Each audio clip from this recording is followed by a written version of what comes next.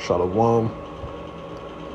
I want to give all praises, honor, and glory to Yahweh, Bahashem, Yahweh Shai, Bahashem, Rakha Kodash. I want to give double honors to the apostles and elders of Great Millstone, because those are the men who I learned this truth from through the spirit and power of Yahweh, Bahashem, Yahweh Shai. Yahweh is the true name of the God of Israel. Yahweh Shai is who the world ignorantly calls Jesus Christ, but his one and only true name is Yahweh Shai. And pretty much I wanted to do a video that's centered around we're in the time of the Gentiles, and that's how you measure the time diligently. Because when you read Daniel the 2nd chapter, it gives you an outline of particular nations that will be ruling before Yahweh Shai makes his return to establish the kingdom of heaven on earth. But before he does that, he has to deliver the people. Didn't the Lord say in Luke the 17th chapter, like verses 20 through like 22, something like that, that the kingdom of heaven dwelleth within you? So in order for him to set up the kingdom of heaven, he got to deliver the actual Israelites first that's predestined to be a part of the elect of the nation of Israel. All right. So before he comes and do that, in the book of Daniel the 2nd chapter, it talks about what? That great millstone that broke that statue, meaning that broke that heathen rule of domain on the planet Earth, which is going to be Yahweh Shai, who the world ignorantly calls Jesus Christ. And when he comes back, he's coming back by the way of the so-called UFOs, the chariots of Israel, or as you see here, the chariots of God, to deliver the elect that you read about in Matthew, the 24th chapter, from verses 29 through 31. All right? That's who's going to receive salvation. What's salvation? Being delivered from destruction, being delivered from ruin. How are we going to be delivered? If you're going to have the nuclear missiles that's in the air coming straight towards us, our spirits is going to be beamed up inside of these ships. The scriptures say flesh and blood cannot inherit the kingdom. So in order for us to inherit the kingdom, right, and fully step into that new covenant, we have to be changed in the twinkling of an eye, as the scriptures say, by getting those new immortal bodies that Yahweh Shai promised us. Because when he promised us immortality, which is to live forever and be perfect through his blood and sacrifice under that new covenant, we have to be changed first. All right? So let's get into that. 2nd Ezra 9:1. He answered me then and said, measure thou the time diligently in itself. Now, how do you measure the time? How do you measure from one time period to another time period, from one generation to another generation, based off of the current events that's currently happening in planet Earth? You could tell that we're in the last days. When did the last days start? When you read Hebrews, the 1st chapter, like the first 2 verses, is when Yahweh Shai was born during the Roman Empire, during the first beast. We understand that the ancient Roman Empire was destroyed, but in Revelation, the 13th chapter, it talk about it being revived in the form of what? The second beast, which is America. And along with the EU, together, it makes up this beast system that's controlled by who? These particular people right here. All right? They're the last heathen nation to rule according to the scriptures. They make up the revived Roman Empire. Because what nation was ruling during the revived Roman Empire? The people that you see on the screen. All right? So-called white men and Ceylon. So they're the last nation to rule. What do you think the 10 toes is about? What nation is the 10 toes? All them different European nations. All right? Who control Europe? The Edomites. So that's how we know, that's how we measure the time. Because we understand when you read in the scriptures, when prophecy comes to pass with a time and a date, it becomes what? Secular history. All right?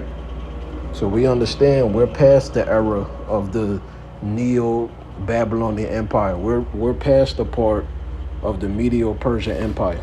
We're past all these different parts. The Greek Empire, the Roman Empire, as you can see right here. We passed them dates. Now we here. We at the part of the iron and the clay, the divided kingdoms, headed by the revived Roman Empire. All right? So now we could jump back So that's how you measure the time, by linking up the current events with the Bible prophecies to understand the time period you live in. And that's how you measure the time diligently within itself.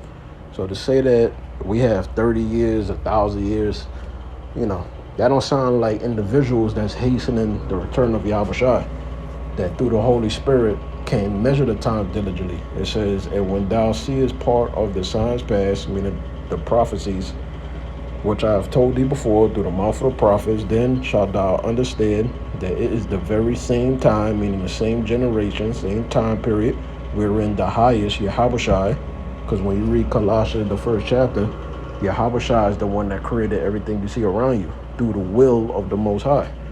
That's why everything is predestined, because it's all according to the will of the Most High. His thought, his purposes, right? What he wanted. It says, wherein the highest will begin to visit the world which he made. So we know that, because Yahushua even gives us things that's going to happen at Matthew the 24th chapter. Let's read this, Luke 21 and 24.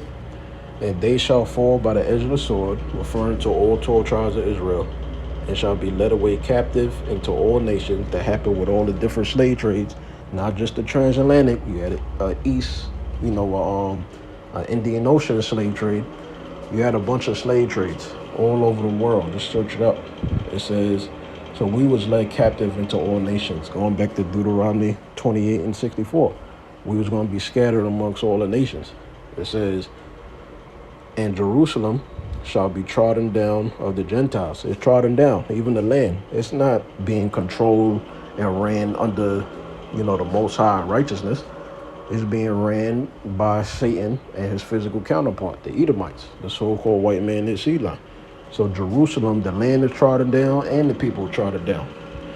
It says of the Gentiles, right? Of the Gentiles, referring to who? The 17 heathen nations, as you can see right there. Who's the prime minister of the state of Israel? It has to be Edomite. It can't be somebody from Damona, Israel. All right, it gotta be one of these devils right here. They're not gonna allow no other nation to be a prime minister. Come on.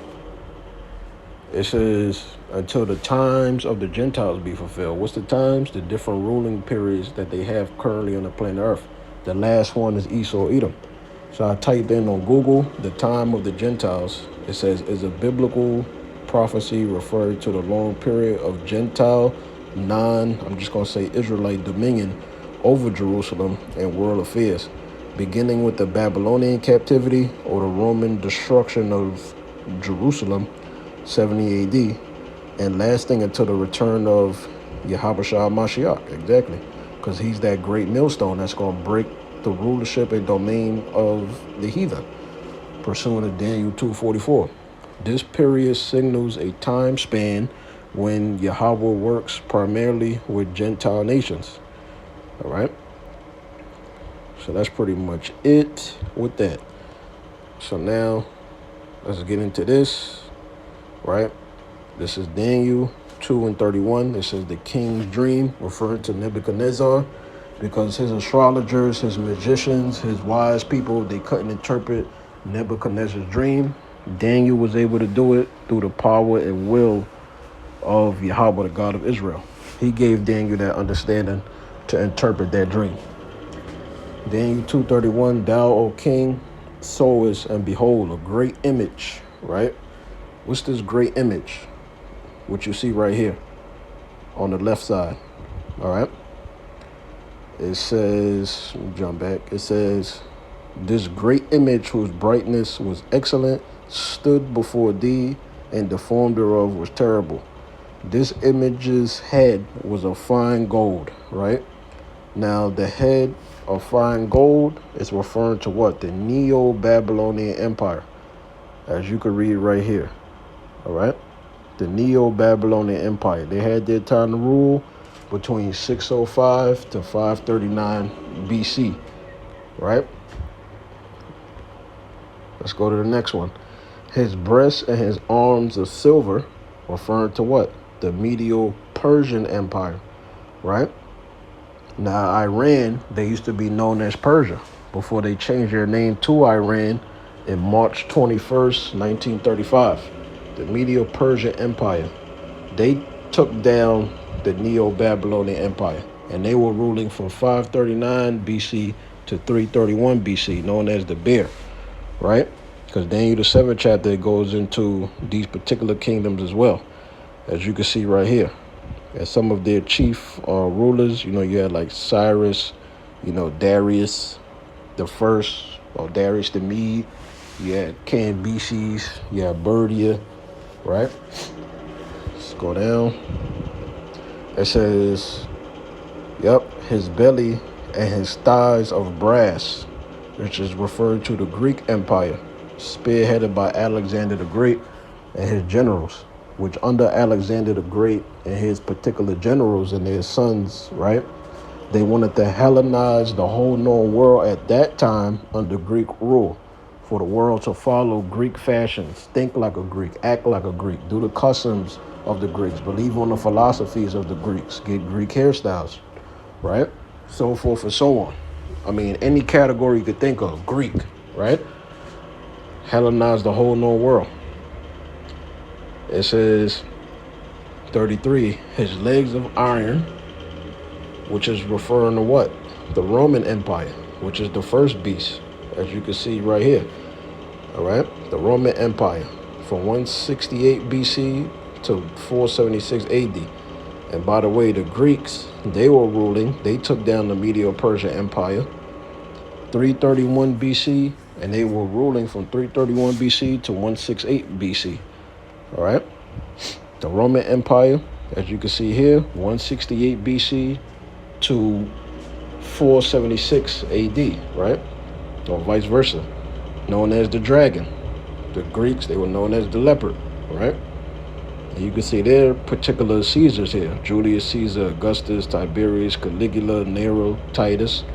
Because you had that Flavian dynasty, which was Titus' father and his brother, Vespasian and Domitian.